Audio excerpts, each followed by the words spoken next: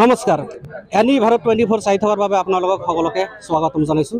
মই এই মুহূৰ্তত উপস্থিত আছোঁ। এয়া হৈছে গোলকগঞ্জৰ হালাকুৰা।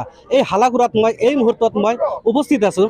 ইয়াতে বহুত সংখ্যক মানুহে দেখা গৈছে যে তিৰংগা যাত্ৰা কৰিছে। এই সম্পৰ্কে ইয়াতে উপস্থিত থকা ব্যক্তিসকলৰ মনৰ কথা মই জানিবলৈ মই আজি চেষ্টা কৰিম। তিৰংগা যাত্ৰা কৰাৰ আমাৰ উদ্দেশ্য হ'ল আমাৰ ভাৰতবৰ্ষ যে সৈনিকসকল আছে তেওঁলোকৰ মনোবল যাতে দ্রুতগতিত বৃদ্ধি পায়। আমার ভারতবর্ষক যেনেকৈ প্রতিরক্ষা দি আছে আমার সম্মানীয় প্রধানমন্ত্রী নরেন্দ্র মোদীজির নেতৃত্বত সিন্দুর অপারেশনের জড়িয়ে আমি যে পরাক্রম দেখুৱাইছো তাৰ প্ৰতি সঁহাৰি জানাই আমাৰ সৈনিক সকলে যাতে আৰু আমাৰ দেশেৰ ৰক্ষাৰ কাৰণে বিসৰ্জন দি আমাৰ দেশ ৰক্ষাৰ প্ৰতি যাতে তেখেতৰ যেটো দায়বদ্ধতা এইটো যাতে তেখেতৰ থাকে তাৰ কাৰণে আমি তেখেতৰ সাহস বৃদ্ধি কৰাৰ কাৰণে আমি এই তিৰঙ্গা যাত্ৰা আজি আৰম্ভ কৰেছো। হয়, ধন্যবাদ জনাইছোঁ। মই অনুপনা আৰু এগৰাকী ব্যক্তি আছে, সেই ব্যক্তিৰ লগত এই মনৰ কথা মই জানিবলৈ মই চেষ্টা কৰিম। হয়, আচলতে দেখা গৈছে বহুত সংখ্যক মানুহে আপোনালোকে তিৰংগা যাত্ৰা কৰিছে, এই বিষয়ে আপুনি কি ক'ব?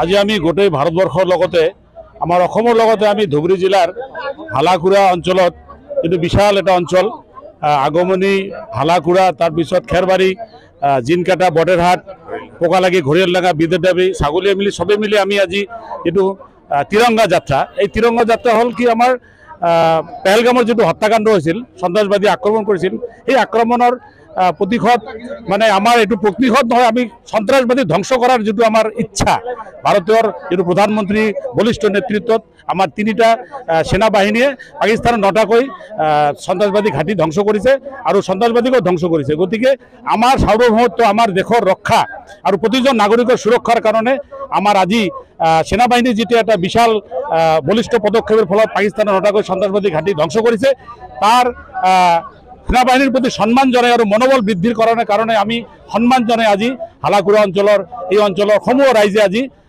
তিৰংগা যাত্ৰা আৰম্ভ কৰিছোঁ। আৰু এই তিৰংগা যাত্ৰাৰ দ্বাৰা আমি এইটো প্ৰমাণিত কৰিব বিচাৰিছোঁ যে সেনাবাহিনীসকলে সদায় সন্ত্ৰাসবাদীৰ বিৰুদ্ধে লৰি থাকিব আৰু ভাৰতৰ অখণ্ডতা আৰু ভাৰতৰ স্বাধীনতাৰ প্ৰতি যদি কোনো ভাবুকি নহয় তাৰ কাৰণে সদায় সচেষ্ট হৈ থাকিব ৰাইজে। ধন্যবাদ জনাইছোঁ।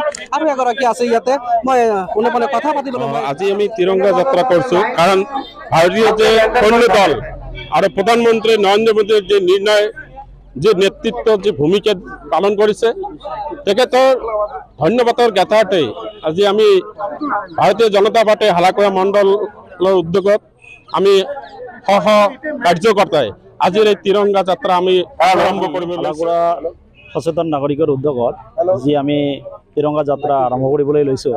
ইয়াত যোৱা আপোনালোকে অৱগত এইটো জানে যে যোৱা 22 তাৰিখ 22 এপ্ৰিলত যি আমাৰ কাশ্মীৰত যি পেহেলগাঁৱত যি ঘটনা আমাৰ পৰ্যটকসকলক যি পাকিস্তানী সন্ত্ৰাসবাদীয়ে যি মানে আমাক হেৰি কৰিলে, এই পৰিপ্ৰেক্ষিতত আমাৰ ভাৰতৰ প্ৰধানমন্ত্ৰী ডাঙৰীয়াই আৰু আমাৰ সেনাবাহিনীসকলে ভাৰতীয় সেনাবাহিনীসকলে যি ভাৰতত আমাৰ পাকিস্তানৰ মানে সৈনিকৰ ঘাটি যি মানে উচ্ছেদ কৰিবলৈ আজি গৈ আছে তেখেতসকলক